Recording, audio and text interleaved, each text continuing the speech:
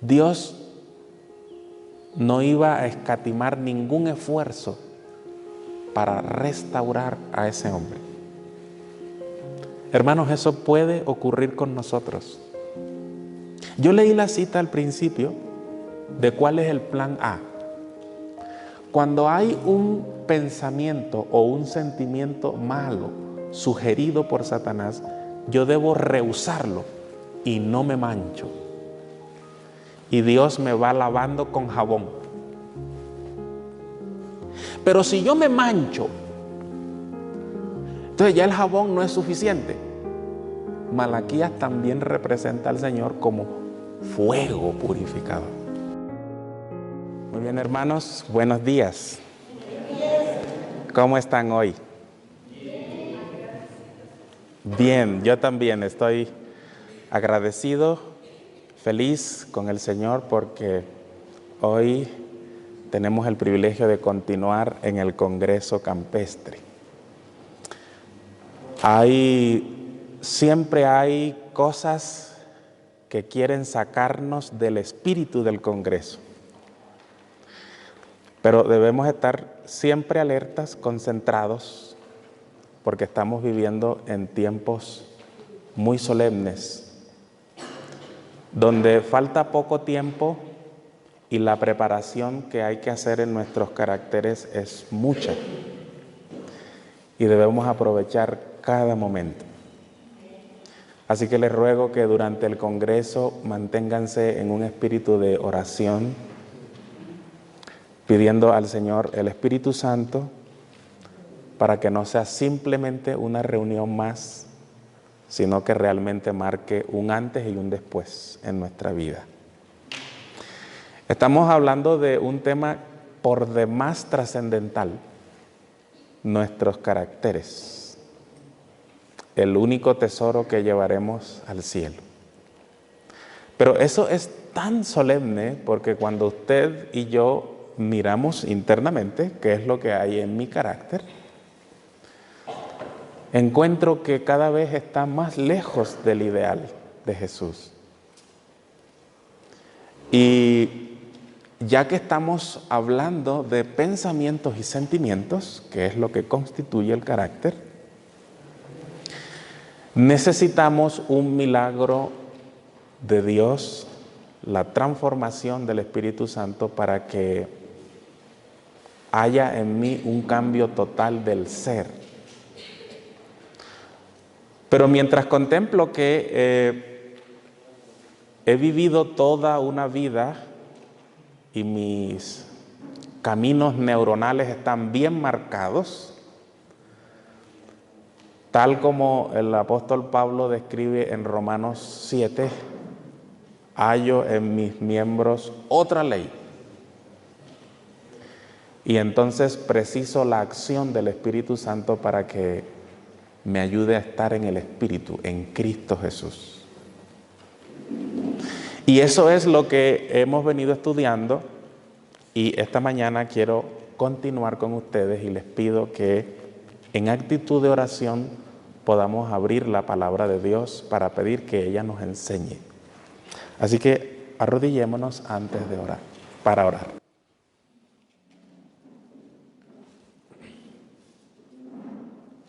Padre Celestial, en esta hermosa mañana te agradecemos por el privilegio de vivir un nuevo día.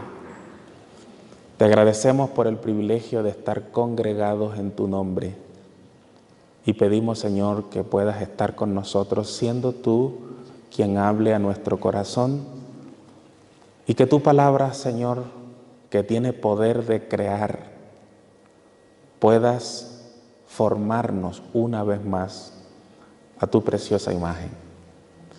Pedimos que no vuelva a ti vacía, pero impresiona, Señor, nuestros corazones y especialmente danos el valor, la fortaleza, el poder para que las decisiones que tomemos, los votos que hagamos delante de ti puedan ser firmes. Danos un espíritu de atención y especialmente de obediencia mientras escuchamos tu palabra. Te lo pedimos en el nombre de Jesús. Amén.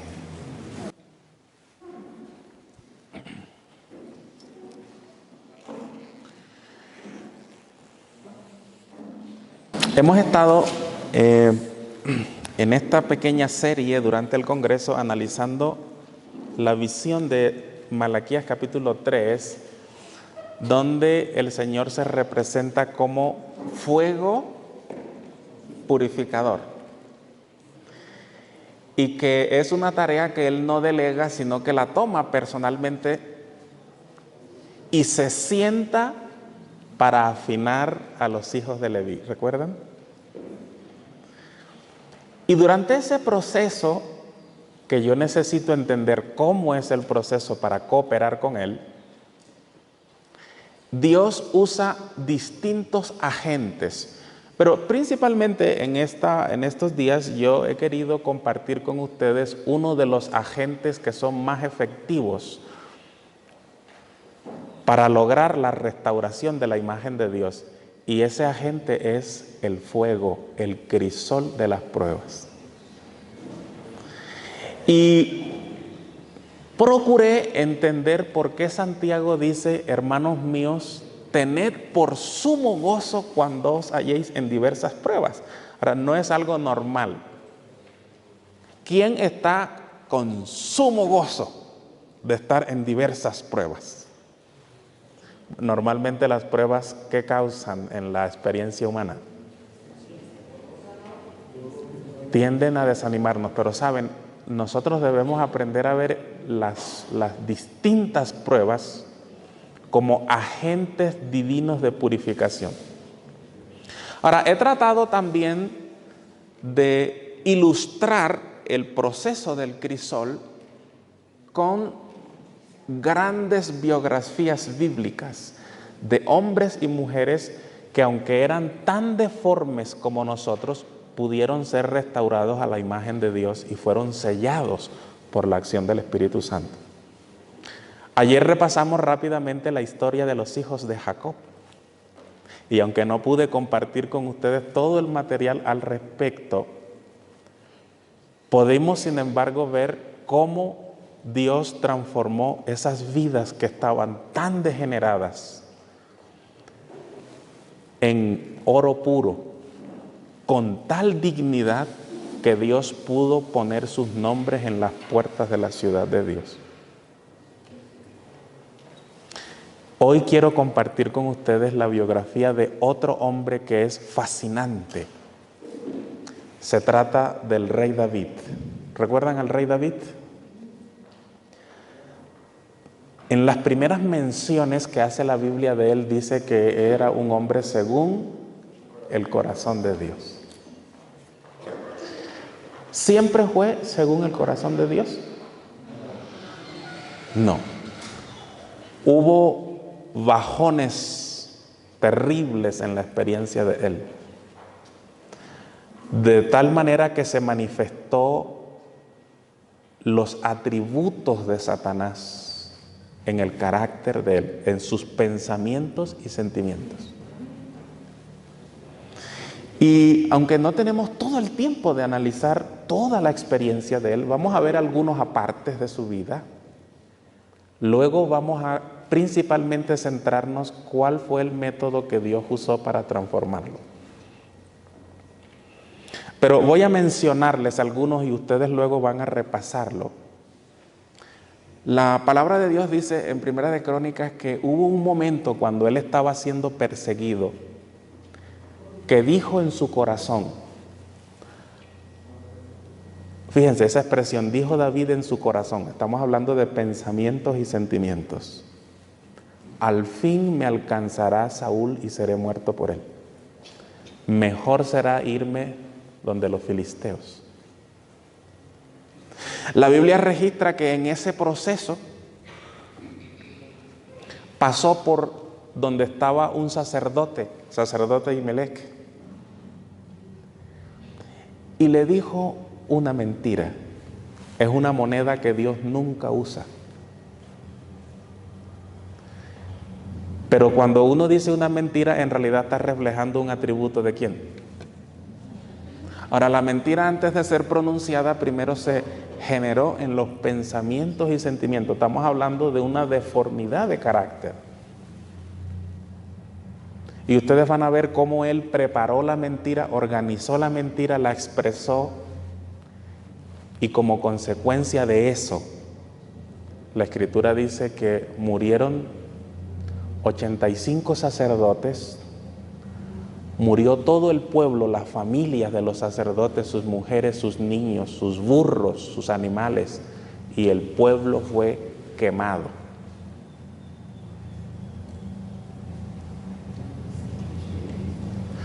Y cuando él supo eso, él reconoció que era su culpa, ¿no? Y entonces clamó al Señor y escribió un salmo que voy a dejarles por tarea. Después que pasó ese suceso, él escribió el Salmo 34. Y ustedes con ese contexto pueden leer y entender mejor lo que él dijo allí. Y él recomendó en ese salmo que no hablemos engaño. Pero luego, como el proceso continúa, y por eso es que Malaquías representa al Señor como sentado, aparece un pasaje oscuro, muy terrible de la vida de este rey. Y ese es el que se registra en 2 de Samuel, capítulo 11. Esto sí vamos a leerlo con un poco más de detenimiento, porque aquí hay algo muy importante para nosotros. 2 de Samuel, capítulo 11. Vamos a comenzar en el verso 1. Ustedes recuerdan perfectamente esta historia, por lo tanto no la vamos a leer toda, pero sí algunos apartes que son muy interesantes. Ustedes van a identificar claramente cuáles son los pecados que están aquí. Dice el versículo 1, aconteció al año siguiente, en el tiempo que salen los reyes a la guerra, que David envió a Joab. ¿Con qué pecado empieza la historia? ¿Ah?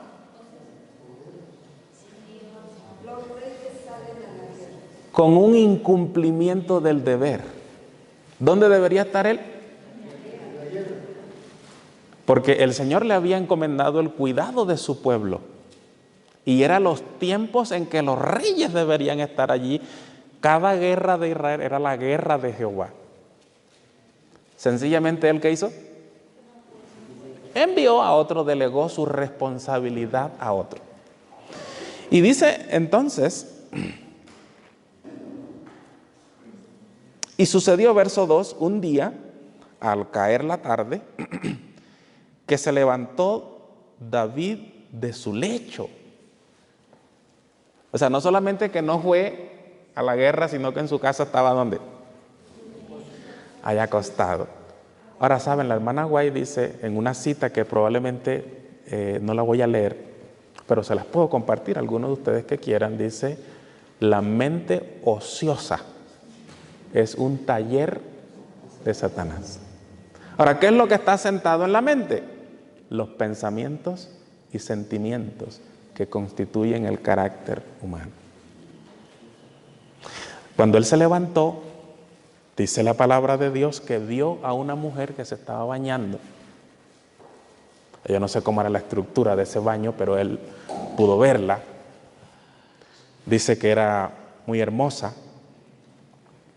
Y entonces en el versículo 3 envió David a preguntar por aquella mujer y le dijeron, aquella es Betsabé, hija de Eliam, mujer de Urías Eteo. Ahí debió haberse acabado la historia. ¿Sí o no? Tendría que haber acabado ahí el capítulo 11. Ahora fíjense, hermanos, hay una preciosa cita, esta sí voy a compartirla con ustedes. Se encuentra en Mente, Carácter y Personalidad. Yo les decía que no es el primer método que Dios usa para purificarnos el fuego. Primero Él quiere hacerlo con jabón. ¿Recuerdan que Malaquías dice eso? Él es jabón de lavadores. Nada más que si yo me rehúso y me salgo del proceso, finalmente Dios tiene que usar el fuego. En algunos ni el fuego funciona. Finalmente son desechados como material inútil, dice la palabra de Dios. Pero ese no es el primer método. Dios primero quiere que nosotros nos entreguemos a Él por amor, cada día incondicionalmente. Entonces no hace falta un fuego. Miren, si David hubiese hecho lo que dice esta cita, fíjense, hay pensamientos y sentimientos sugeridos y fomentados por Satanás que molestan aún a los mejores hombres. Pero si no se los adverga, si se los rechaza por odiosos, el alma no se contamina con la culpa y nadie recibe la mancha de su influencia. ¿Qué hubiese pasado si él dice, es la esposa de Urías Eteo, hay un mandamiento que prohíbe la fornicación, yo sencillamente desecho ese mandamiento y voy a cumplir mi deber? ¿Qué hubiera pasado? El alma no se contamina, y eso es lo que Dios quiere. Ese es el plan A. Eso es lo que Dios quiere que ocurra con nosotros. Fíjense, hay pensamientos y sentimientos, es lo que Satanás quiere corromper, el carácter de Dios. Pero si yo rechazo esos pensamientos y busco inmediatamente socorro en Jesús, entonces el alma no se contamina. Normalmente nosotros no hacemos eso, sino que nos gusta explorar el plan B. Ahora, ¿el plan B qué incluye? Fuego. David dice, el verso 4, que envió mensajeros, la tomó y durmió con ella, y luego que se purificó de su inmundicia, la volvió a su casa. Ahora ustedes saben el desarrollo de la historia, cuando ella le dijo que quedó en embarazo producto de esa situación. Él envió a llamar a su esposo de la batalla, y cuando llegó le preguntó, ¿cómo está Joab? ¿Cómo está el pueblo? ¿Cómo está la guerra? Lo que menos le importaba a David en ese momento era Joab, el pueblo, la guerra. Aunque era su deber, sencillamente estaba usando eso para cubrir la intención malévola. Ahora ustedes pueden darse cuenta que no es una caída accidental. Esto es pensamientos y sentimientos como degenerados, pues premeditados. Y una de las cosas que más duele de esta historia es que Urías era uno de los más fieles soldados de David. ¿Sí o no? Entonces él llegó y le dijo, ve a tu casa, descansa. Y Urías, para que ustedes noten el contraste, se quedó en la puerta toda la noche.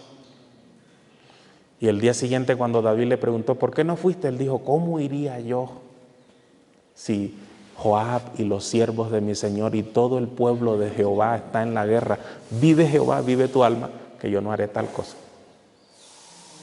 No era tiempo de estar en el lecho, era tiempo de estar concentrados porque había una batalla importante. Después de ver ese denuedo, en vez de alabar eso, escribió una carta a David diciéndole a Joab que pusiese a Urías al frente de la batalla y lo desampararan para que muera. ¿Están conmigo ahí analizando no solamente los hechos, sino el corazón de David? Porque los hechos, ante Dios los hechos pueden pasar o no. En realidad el pecado está adentro. ¿Recuerdan lo que Jesús dijo? Cualquiera que mira, cualquiera que odia, adentro está el problema. Los hechos pueden tener ocasión o no. En esta historia, los hechos tuvieron ocasión. La fornicación tuvo ocasión, el adulterio tuvo ocasión, el asesinato tuvo ocasión, pero el problema estaba en los pensamientos. Y entonces, feliz de la vida, después que murió Urías, uno de los más fieles soldados, él tomó a la esposa de Urías y estuvo con ella 1 año, sin que mediara arrepentimiento alguno. Ahora yo quiero hacerles una pregunta, hermanos. Me asombré al descubrir algunos detalles. ¿Saben ustedes que antes de que viniese Natán el profeta y que él se arrepintió, pasó un año, ¿verdad? En ese año, ¿ustedes creen que él iba al templo? Bueno, hay división en el campamento. Pónganse de acuerdo. ¿Iba o no iba? Iba al templo. Todos los sábados. ¿Saben ustedes cuántos corderos sacrificaba David por mes? 3,000 corderos. Eran los sacrificios, los holocaustos de la casa del rey al Dios de los cielos.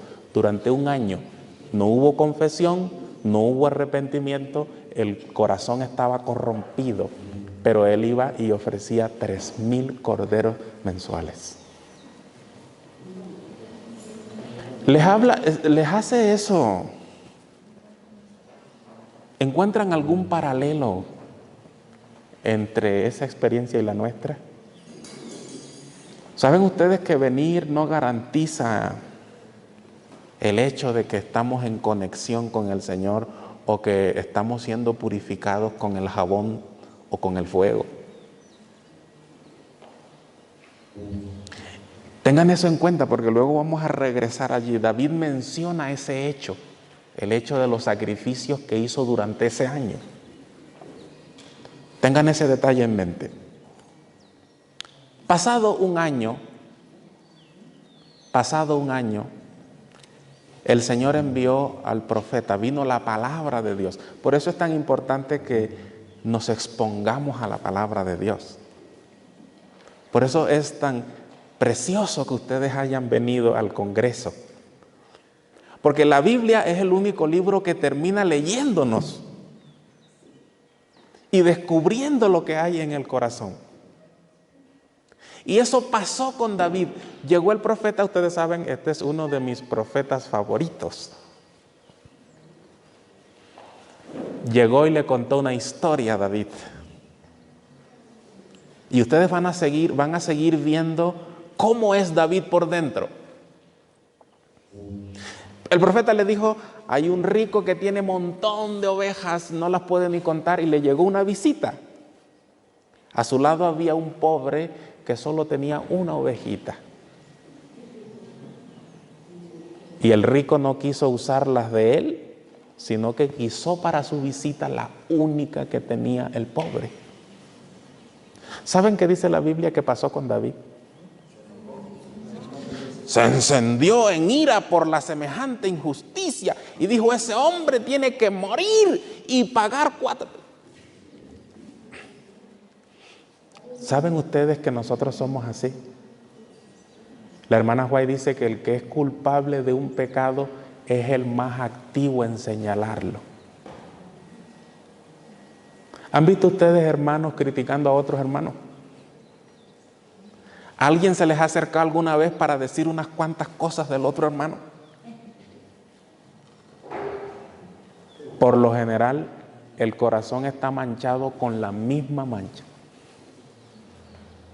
Y ustedes pueden ver aquí la hipocresía de David, que se le añadía al adulterio, al asesinato, a la deformidad que tenía. Y dijo, debe pagar 4 veces. Y entonces Natán, el profeta, le dijo, me parece bien.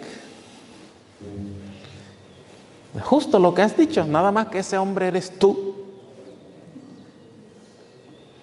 Porque has tomado la mujer de Urías. Fíjense, había pasado un año, ya estaban en una relación de matrimonio durante un año, pero todavía Dios seguía llamando a Betsabé la mujer de Urías. Y eso nos da a entender que hay relaciones que Dios no reconoce ni las aprueba. Has tomado a la mujer, y siempre se refería a ella como la mujer de Urías, al cual mataste. Ahora fíjense, David no fue propiamente el que asesinó a Urías. Él fue el autor intelectual. La espada que mató a Urías fue la de los hijos de Amón, pero Dios contaba la muerte de Urías sobre la cabeza de David. Y entonces, hermanos, aquí viene algo que es sumamente hermoso. David tenía algo que era loable todavía. Normalmente un profeta que llegaba donde un rey y le hablaba así, normalmente ese profeta era ejecutado o exiliado, etc. Pero en este caso David se tiró al suelo y le dijo: he pecado contra Dios. Inmediatamente, para que ustedes noten el carácter de Dios, inmediatamente Natán recibe la orden de decirle: tu pecado ha sido remitido. Es decir, tu culpa quitada, perdonado, pero hay un problema. Y ustedes saben que el plan de salvación no se limita solamente a perdonarnos. ¿Qué más sigue? La purificación. Es decir, Dios no solo nos perdona, Dios necesita también transformarnos. Y entonces le dijo: fíjate, vas a ser perdonado, pero lo que no va a quitar Dios es la paga. ¿Cuántas veces dijiste que había que pagar? 4. Y Dios iba a usar el proceso de la aflicción y del dolor para transformar a David. Dios aceptó lo que David dijo. Y saben, hermanos, David pagó 4 veces. Así como él quitó la vida al hijo de alguien, Dios iba a permitir que David enterrara a 4 hijos. Bueno, los que somos padres y que estamos aquí, ¿pueden imaginarse eso? No es normal, ¿no? Que un padre entierre a su hijo. Cuando un hijo pierde a su padre, aunque eso es doloroso, era previsible, ¿sí o no? Es un dolor, pero que finalmente se supera. Y hay una palabra para eso: cuando usted pierde a su padre, queda huérfano. Pero cuando usted pierde un hijo, ¿eso era previsible? ¿Hay una palabra para describir eso? Tampoco.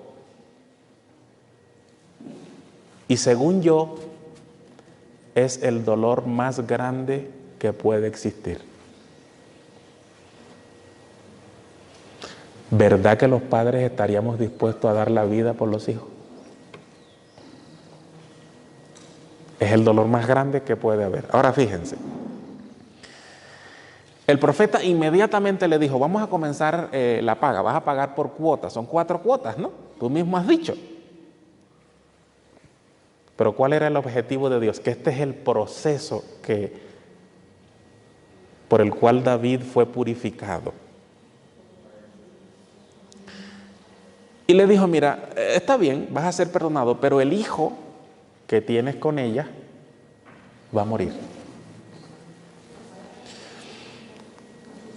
Y dice la palabra de Dios que después que Natán se fue, Jehová, esa expresión bíblica, Jehová hirió al hijo gravemente. La Biblia describe que él se tiró al suelo para rogar a Dios por la vida de su hijo.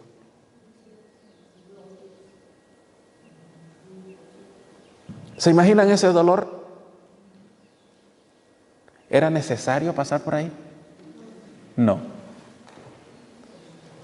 Pero en esta circunstancia sí, porque él escogió el plan B. Y entonces, al 7º día, 7 días dice la Biblia que no comió, que estaba tirado en el suelo con tierra encima, ceniza, en señal de dolor. Y al 7º día murió finalmente el hijo. Y ese es el crisol, hermano. Ese es el momento en el que Dios está sentado ¿Hay que cambiar el carácter de David? Sí. ¿No era según el corazón de Dios en ese episodio? También. ¿Podía ser el padre directo de Jesús? No. ¿Había que hacer algo por él? Sí. Dios no iba a escatimar ningún esfuerzo para restaurar a ese hombre. Hermanos, eso puede ocurrir con nosotros. Yo leí la cita al principio de cuál es el plan A. Cuando hay un pensamiento o un sentimiento malo sugerido por Satanás, yo debo rehusarlo y no me mancho. Y Dios me va lavando con jabón. Pero si yo me mancho, entonces ya el jabón no es suficiente. Malaquías también representa al Señor como fuego purificador. Y eso estaba pasando con David. Y entonces imagínense, él soportó eso. Pero saben en el fondo lo que estaba pasando. ¿Qué pasaba en los pensamientos de David? Sabía que eso era ¿qué? Por su culpa. Y que era consecuencia de su pecado, pero que también era misericordia de Dios. Pero llevamos una cuota, ¿no? ¿Cuántas eran? 4. El siguiente hijo muerto ya era un hombre, era un joven perverso, dicho sea de paso, de nombre Amnón. ¿Recuerdan a Amnón? Amnón abusó sexualmente de su hermana. Y esa chica era hermana de padre y madre de otro hijo de él llamado Absalón. Ahora, no solamente que David, la Biblia describe cuando supo eso, se desgarró internamente. La hermana White dice que él se sintió el más miserable porque sabía que lo que Amnón había hecho era el ejemplo que él le había dado. Lean por favor ese capítulo en Patriarcas y Profetas. Van a encontrar que David dice textualmente se arrepintió profundamente de su pecado, pero aún debía pagar. Absalón, hermano de la muchacha de Tamar, organizó una fiesta, invitó a todos los hijos del rey, le dijo a sus siervos: cuando Amnón esté un poco alegre del vino, por favor, liquídenlo. La palabra de Dios dice que fue muerto de mano de los siervos de Absalón.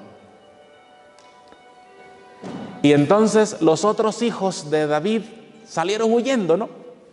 Pero antes de que llegasen, llegó primero el rumor donde David. ¿Y saben cómo era el rumor? Todos tus hijos murieron. Por favor, colóquense en un momentito en los zapatos de David. ¿Qué estaba pasando ahí? ¿Pueden ustedes imaginarse eso? La Biblia dice que rasgó sus vestiduras en señal de dolor y se tiró al suelo. Y lloró, dice la Escritura, con muy grande lamento.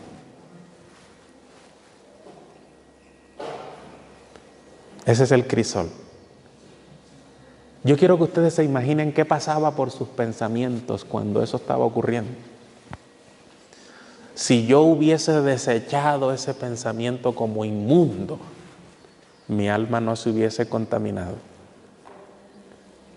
Y ahora hay consecuencias que afectan a terceras personas. ¿Están conmigo? Eso es lo terrible del pecado, cómo nos deforma. Pero el plan de salvación es la restauración del carácter de Cristo en nosotros. Ahora fíjense, alguien aclaró la cosa y dijo: no son todos los hijos. Es uno, es Amnón, y eso por la situación que había pasado. Y Absalón se fue y ese día terminó él perdiendo 2 hijos, ¿no? Uno muerto y el otro en el exilio.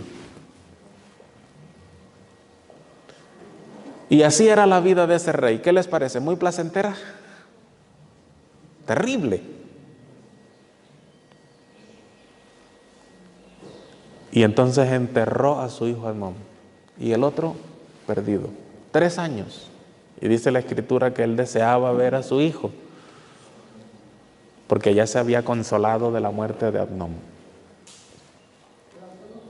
Pero yo creo que hubiese sido mejor dejarlo por allá en el exilio, ¿no? Porque ese fue el tercer hijo que iba a enterrar, que iba a haber muerto, que iba a perder.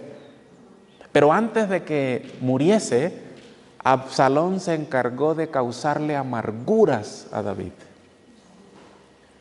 Se rebeló contra él, ¿recuerdan? Marchó contra él hacia la ciudad. Cuando llegó encontró solamente a las concubinas, las esposas de David. ¿Qué hizo?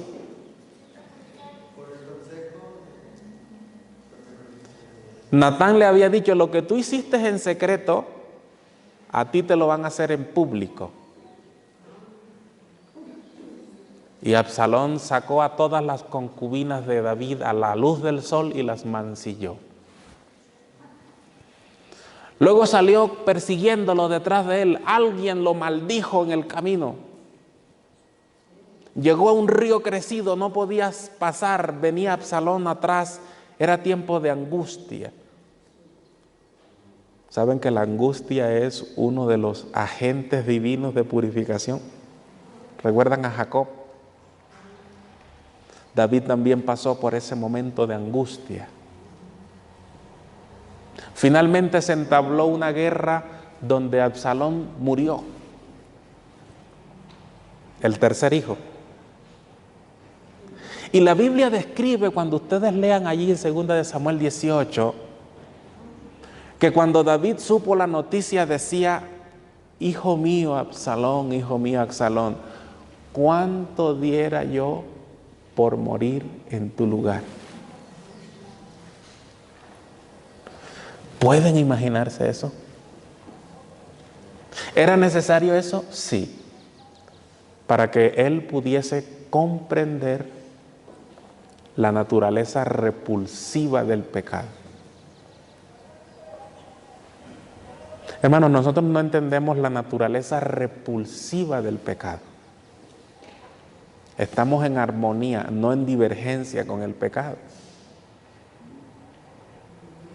Y a veces es necesario que nosotros pasemos por el crisol para que eso nos ayude a comprender lo terrible que es el pecado, cuánto afecta no solo mi carácter sino a otros. Y entonces mi intención en este congreso es que al ustedes ver ahora las pruebas desde otro ángulo, puedan someterse alegremente y puedan decir como Santiago: tened por sumo gozo cuando os halléis en diversas pruebas.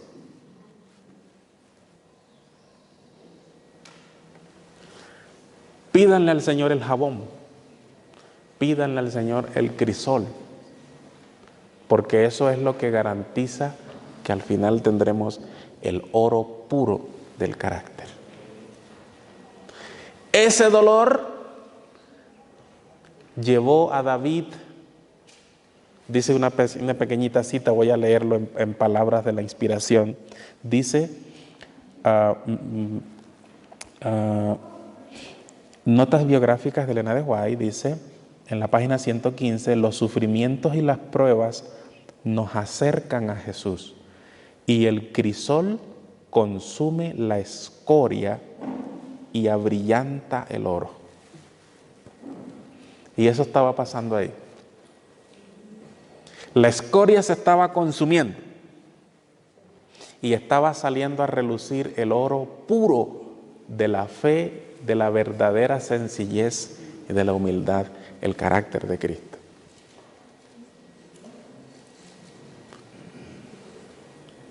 saben, queridos hermanos, después de esa experiencia, David escribió el Salmo 51. Y en los últimos minutos que tenemos vamos a ver, quiero que vayan conmigo al Salmo 51, para que ustedes noten lo que logró las pruebas, lo que logró la aflicción. Este es el resultado, por eso Dios permitió eso.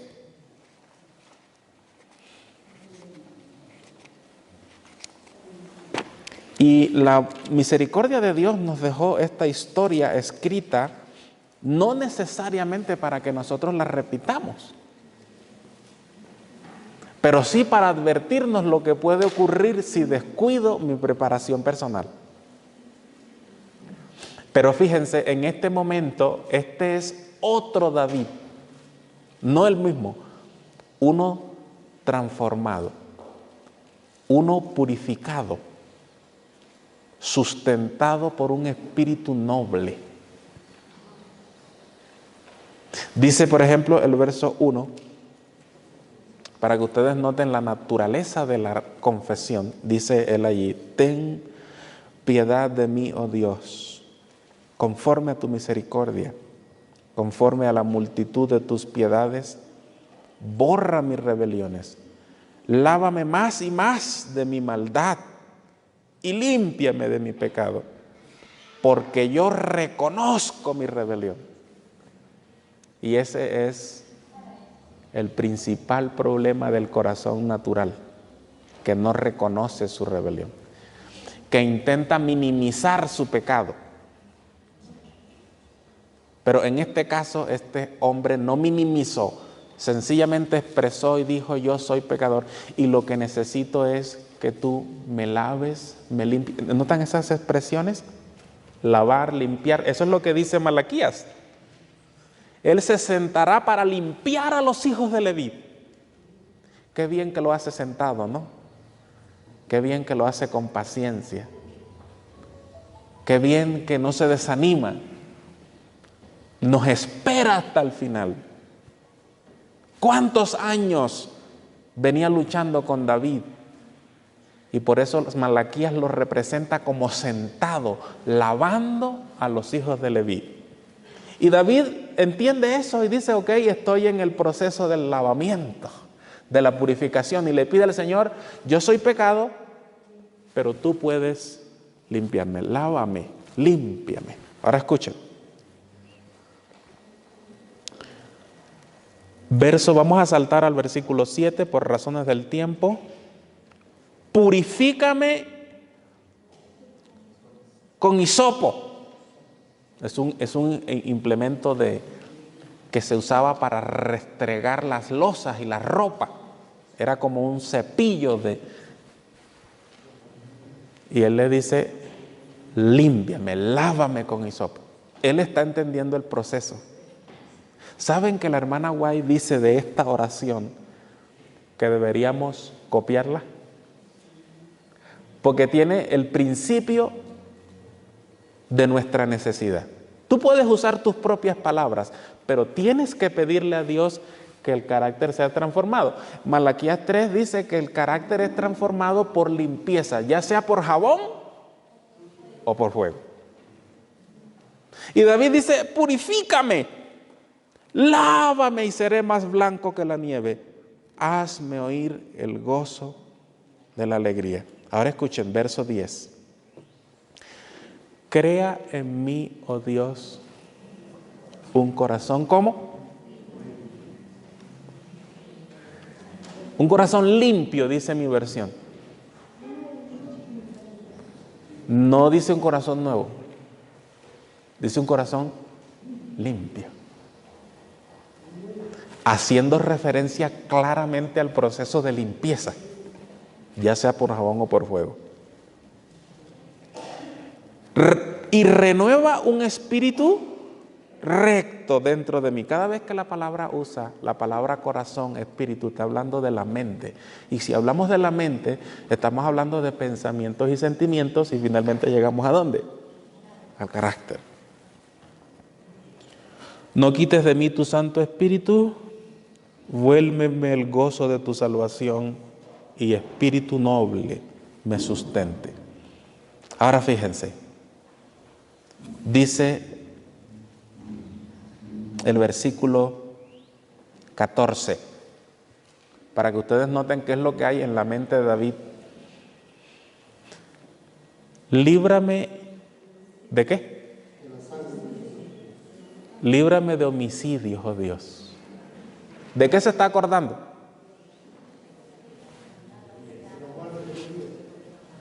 De la mancha que tiene. Es decir, cuando él dice lávame, purifícame, límpiame, dame un nuevo espíritu, lo que está diciendo es: yo tenía un espíritu tan torcido, tan manchado, que me llevó a esa experiencia de ejecutar a uno de mis soldados más fieles y quedarme con su mujer. Ahora, yo tengo impotencia, Señor, yo mismo no me puedo lavar ni limpiar.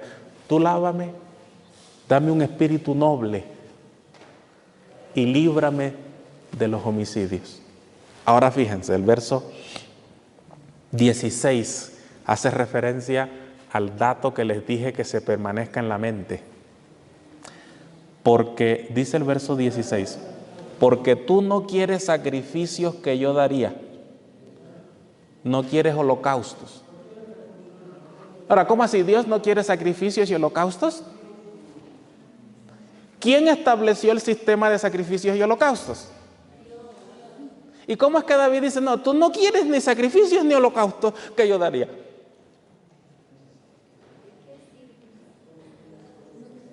Porque no sirven de nada si el corazón no está quebrantado, ni yo me he sometido alegremente al crisol.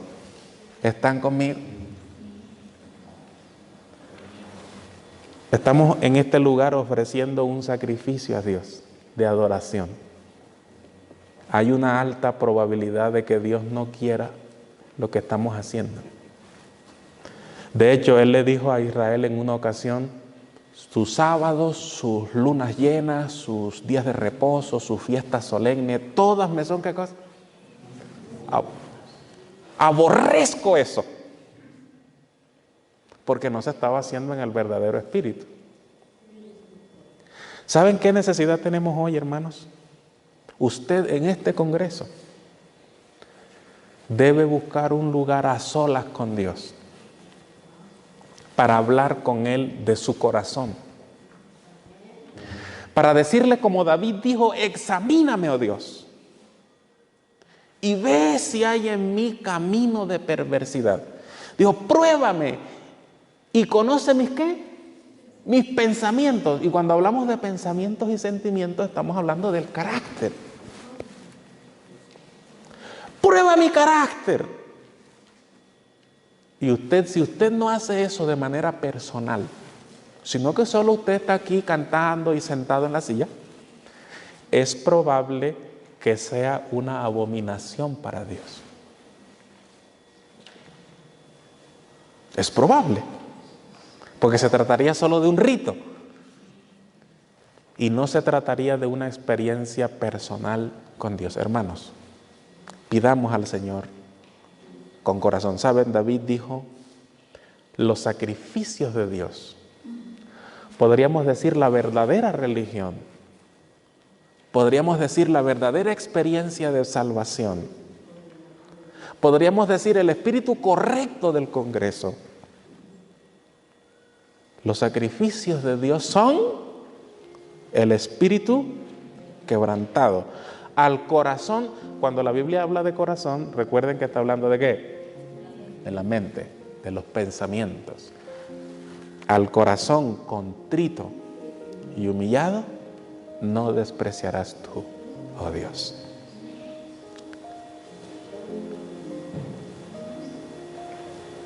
Y cuando David terminó de pasar por esa experiencia,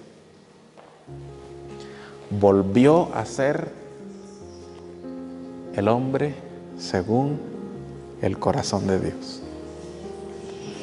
Había sido purificado, había alegría en el cielo.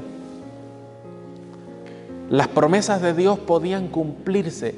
Finalmente de su descendencia podía venir el hijo de David, y establecerse en el reino. Gracias a que David pasó por la prueba, el hijo de David pudo sentarse en el trono y un día devolverá a David su trono. Y no solamente a David, sino que él promete que a todos los que venzan, como David venció, se sentarán con él en su trono, así como él venció y se sentó con el trono del Padre. Queridos hermanos, pidamos al Señor esa experiencia. No renieguen ante la prueba, la aflicción. Puede ser que Dios quiera convertir el corazón, purificar al cristiano y darle gloria al Señor por la experiencia de ustedes. Que esa sea nuestra experiencia en este día. Que el Señor les bendiga. Amén.